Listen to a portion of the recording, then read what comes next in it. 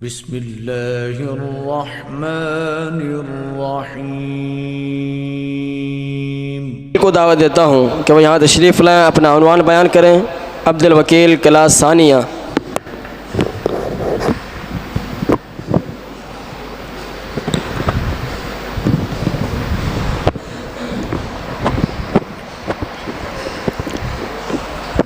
السلام علیکم ورحمۃ اللہ وبرکاتہ۔ نحمده ونصلي على رسوله الكريم، أما بعد فأعوذ بالله من الشيطان الرجيم، بسم الله الرحمن الرحيم۔ قال الله تبارك وتعالى في القرآن المجيد والفرقان الحميد، بسم الله الرحمن الرحيم: إن عدة الشهور عند الله 12 شهرا في كتاب الله يوم خلق السماوات والأرض منها 4 حرم۔ وقال النبي صلى الله عليه وسلم: ليس منا من لطم الخدود وشق الجيوب ودعا بدعوى الجاهلية، رواه البخاري۔ میرے محترم مکرم اساتذہ کرام اور میرے ہم مکتب ساتھیوں، آج میں آپ کے سامنے جس عنوان پر گفتگو کرنا چاہتا ہوں وہ ہے ماہ محرم اور اس میں ہونے والی بدعات و خرافات۔ اللہ رب العالمین سے دعا ہے کہ وہ باری تعالیٰ مجھے حق اور سچ بیان کرنے، پھر ہم سب کو اس پر عمل کرنے کی توفیق عطا فرمائے، آمین۔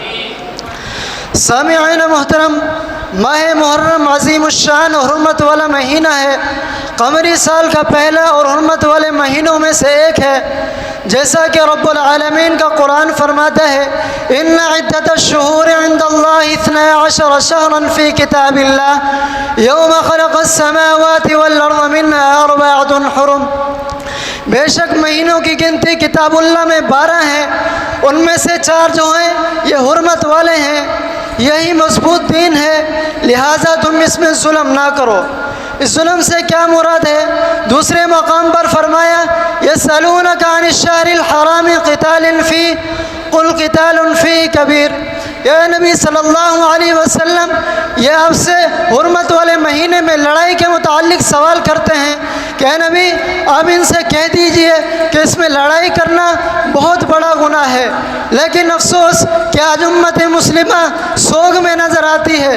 بعض لوگ اس مقدس مہینے کا شروع ہوتے ہی بدعات و خرافات کا شکار ہو جاتے ہیں۔ گھروں میں 4 پائیوں کو الٹا کر دیا جاتا ہے اور بازاروں میں، دکانوں پر شہادت حسین کے حوالے سے رلا دینے والی تقاریریں لگائی جاتی ہیں۔ لیکن بہت سی ایسی چیزیں ہیں جن کو لوگ محرم کے ان دنوں میں بڑی پابندی سے کرتے ہیں۔ مثلا حضرت حسین کے نام پر سبیلیں لگاتے ہیں اور کھانے بھی کھلاتے ہیں۔ دین میں یہ سب زیادتی ہے۔ نبی علیہ السلام کا فرمان ہے: من عمل عملا لیس علیہ امرنا فہو رد۔ جس کسی نے کوئی ایسا عمل کیا جس پر میرا حکم نہیں، وہ مردود ہے۔ بعض لوگ اس میں ایک غلط عقیدہ رکھتے ہیں کہ امام حسین کربلا میں بھوکے اور پیاسے شہید ہوئے تھے اور یہ کھانا یا پینا ان کے لیے ان کی پیاس بجھائے گا۔ لیکن نبی علیہ السلام کا فرمان ہے: لیس منا من ضرب الخدود وشق الجیوب ودعا بدعوى الجاہلیہ، رواہ البخاری۔ نبی علیہ السلام نے ایسے لوگوں سے لا تعلقی کا اظہار فرمایا جو شخص اپنے رخساروں پر تماچے مارتے ہیں اور گربانوں کو چاک کرتے ہیں اور گھروں میں 4 پائیوں کو الٹا کر دیتے ہیں۔ نبی علیہ السلام نے ایسے لوگوں سے لا تعلقی کا اظہار فرمایا۔ اللہ رب العالمین سے دعا ہے کہ وہ باری تعالیٰ ہمیں ان بدعات و خرافات سے بچنے کی توفیق عطا فرمائے، آمین۔ وآخر دعوانا ان الحمد للہ رب العالمین۔